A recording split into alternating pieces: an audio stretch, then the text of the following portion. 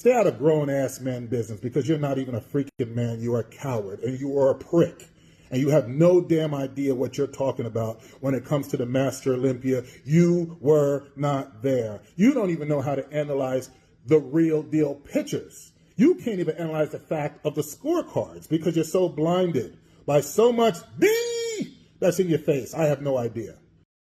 So things have gotten really ugly between Phil Clahar and Bob Shikaralo. Now, if you insult a person who lost a show in the most unimaginable way possible, of course he's gonna come back right at you. And that is exactly what Phil did. Almost every bodybuilding media outlet, they were so shocked to see the difference in the overall scoring from the prejudging to the finals at the Masters Olympia this year.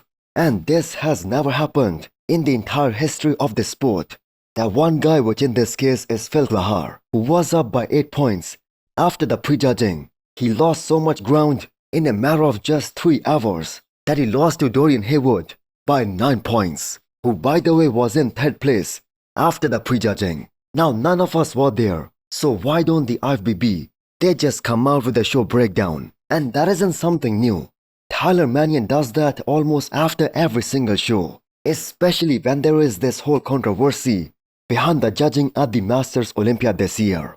So this would have been highlighted a lot more if this was a regular open show. But there is also kind of a reasonable argument that Bob also made. If they really wanted to screw Phil Clahar, and if they wanted him to lose the show, why did they give him a clear-cut first place after the prejudging? Right. If they wanted to screw you, I hope you're listening, Phil, because I'm going to speak real slow and concise so you can understand this, the words coming out of my mouth. If they wanted to screw you, if they wanted you to not win, if they wanted to send a message to you, why on God's green earth would they have had you winning in the morning?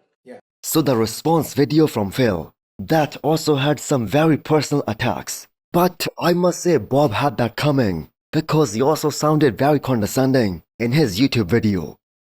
Back in the day, you may have had some type of looks, but boy, you are falling off right now. And I wouldn't even show my face. You know what you know how those, I forgot what the name of those dogs with the meat hanging from the side of their face. That's what you look like. Go get some sun. Go get some tan. Go get something. Go put on makeup. Look, we weren't there at that show, and it is always said that unless you were there in person, you really cannot tell, since the physiques look very different in person in comparison to what we see in the pictures and the videos. But that being said, a bit of breakdown of this show from one of the judges, that would certainly clear things up.